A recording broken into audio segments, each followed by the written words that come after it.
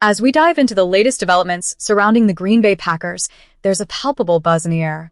With the looming return of two key players from significant injuries, the stakes are higher than ever. Where are you watching from? Let us know in the comments and share your thoughts on what this could mean for our beloved team. Last season was a turbulent ride for the Packers, marked by the loss of two pivotal contributors due to injuries, one on offense and one on defense. Tucker Kraft was carving out a promising path, poised for a breakout year, when disaster struck in November, leading to a torn ACL that sidelined him. Similarly, Micah Parsons, who showcased his talents at Lambeau Field, faced his own setback with an ACL tear late in the season. Both injuries not only impacted their seasons, but also left a void that affected the team's overall performance. However, hope is on the horizon as General Manager Brian Gutekunst recently provided some encouraging news about their recovery.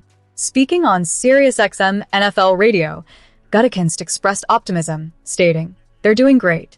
Tuck's been in here every day, and he's obviously a little bit ahead of schedule, just because his injury happened earlier than Micah's did." This is a crucial point. Kraft's injury came first, which gives him a slight edge in his rehabilitation journey. Yet, Gutekunst didn't stop there. He also highlighted Parsons, calling him a little bit of a freak, suggesting that his unique athleticism and work ethic could play a significant role in his recovery. It's hard not to feel a sense of relief as we hear these updates. Both players are expected to return early in the season, potentially minimizing their time off the field. Gutekunst emphasized, "So, certainly expect both of those guys back early in the season, and they'll be a big part of what we're doing moving forward." This statement should resonate deeply with fans who have been anxious about their team's prospects after a season riddled with setbacks. The Packers entered last season with aspirations of vying for the Super Bowl, but injuries derailed what could have been a stellar campaign. With Kraft entering a contract year, the pressure is on him to perform once he returns. How he integrates back into the offense will be critical, especially considering the competitive landscape of the NFL.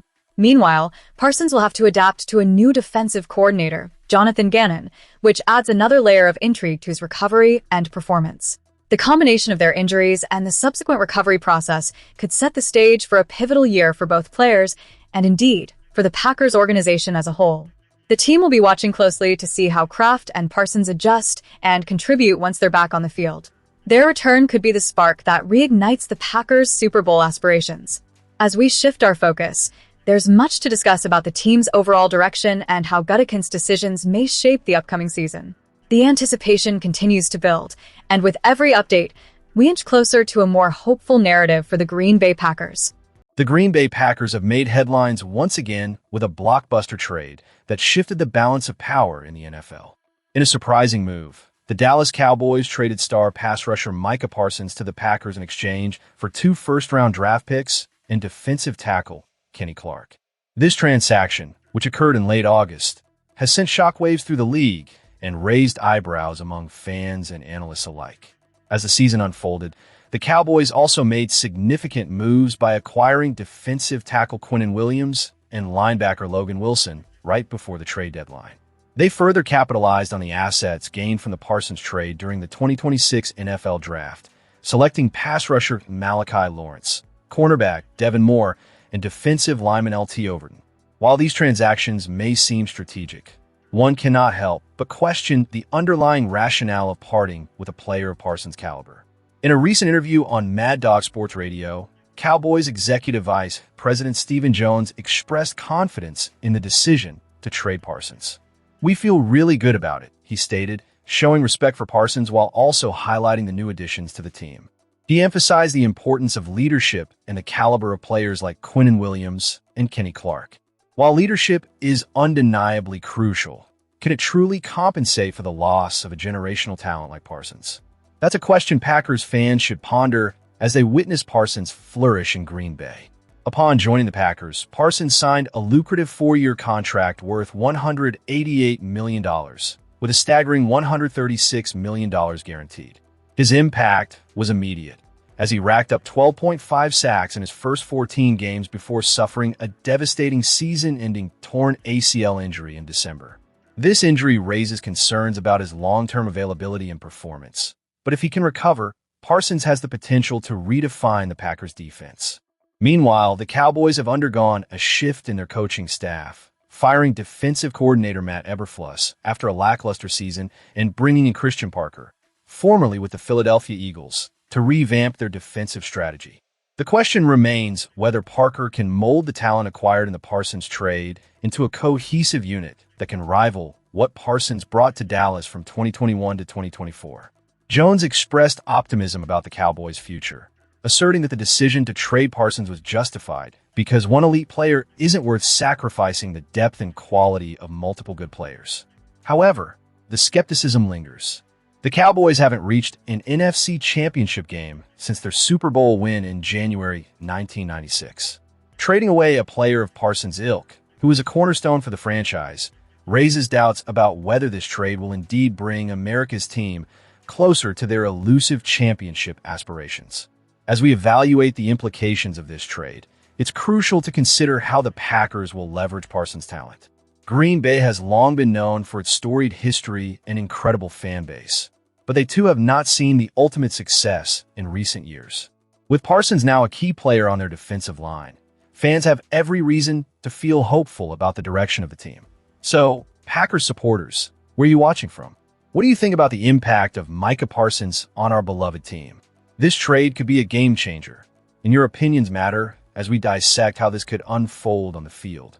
Stay tuned as we dive deeper into the next segment, where we will explore the potential ripple effects of this monumental trade across the league. As we dive deeper into the offseason, the Green Bay Packers find themselves in a pivotal moment, gearing up for OTAs and minicamps in the coming months. Coming off 3 straight playoff appearances, the expectation is not just to compete, but to push for a Super Bowl title this season. There's undeniable talent on this roster, and while many starting jobs appear solidified, a few positions remain in contention, adding layers of intrigue as we head into training camp. Fans, where are you watching from? Leave your thoughts in the comments as we explore the most significant position battles currently shaping the Packers' future. First up, we need to address the glaring absence of a definitive, run-stuffing nose tackle. Right now, Nazir Stackhouse is poised to enter his second season, but hasn't yet proven he can claim the starting role. The competition heats up as he squares off against rookie Chris McClellan, a third-round draft pick with potential. Sure, this position will only see action about a quarter of the time on defensive snaps, but let's not underestimate its significance. A stout nose tackle can be the backbone of a solid defense, and with General Manager Brian Gutekunst likely eyeing further additions before training camp, this is a situation worth monitoring closely. Moving on to special teams, we have Brandon McManus, who is back to compete for a spot, but it won't be an easy road. He faces stiff competition from rookie Trey Smack, whom the Packers traded up to select with the final pick in the 6th round. Last season was a tough one for McManus, plagued by injuries and inconsistency, with those 3 missed kicks in the overtime playoff loss still haunting fans. In today's NFL, kickers are expected to be reliable from 50 yards out, and McManus struggled with that benchmark. Smack, on the other hand, boasts a powerful leg, having converted 10 of 13 attempts from beyond 50 yards during his college career. This battle is set to be a compelling one as the Packers will only carry 1 kicker into the regular season. As we shift our focus to the backfield, Josh Jacobs is undoubtedly the starter, but the race for the second-string running back position is heating up. With Emmanuel Wilson now signed with Seattle, the competition narrows down to Chris Brooks and Marshawn Lloyd. Brooks has been a reliable option for the past 2 seasons, known for his adeptness at picking up blitzes and contributing as both a runner and a receiver. His blocking skills have earned him a spot on the roster repeatedly, and his presence provides stability. On the other hand, Lloyd has shown flashes of brilliance when healthy, possessing the ability to break long runs and adding an outside threat to Jacobs' hard-nosed style. But here's the catch. Lloyd has struggled to stay on the field, having played just 1 game in 2 seasons. If he can prove he can remain healthy, he could very well be the frontrunner for that RB2 role. However, that's a massive if. This could be his last shot to showcase his talent and contribute meaningfully to the offense. Now, let's address the edge rusher situation. With Rashawn Gary and Kingsley Enagbare both gone, the Packers face some openings. Micah Parsons is set to start at one edge, but he'll miss the beginning of the season as he recovers from torn ACL. This opens the door for the competition at the opposite edge, with Lucas Van Ness a strong candidate to take the lead. In the interim, Brenton Cox, Baron Sorrell and Colin Oliver will battle alongside rookie Danny Dennis-Sutton for crucial playing time. This role will be imperative not just for the early part of the season, but to establish depth for when Parsons returns. Defensively, the cornerback situation is another area that raises eyebrows. The Packers currently have just 3 experienced cornerbacks on the roster and will be looking to integrate second-round pick Brandon Cisse into the mix. Keyshawn Nixon, Carrington Valentine, and the recently signed Benjamin Estigas provide some veteran experience. But the future of the position is at stake, as neither Nixon nor Valentine is under contract beyond this season. The urgency to develop Cisse into a starting caliber corner by 2027 is critical for the team's long-term plans. As we wrap up this discussion, it's clear that while the Packers are in a strong position with their core, there are pivotal battles that will define their season ahead. Whether it's the nose tackle position, the kicker competition, or the race for backup running back, each role carries weight in shaping the identity of this team. Packers fans, let us know your thoughts on these position battles and how you see the roster shaking out as we prepare for another season. Don't forget to subscribe for more updates and share your opinions on the Green Bay Packers in the comments below. This is just the beginning, and the excitement is only going to build from here.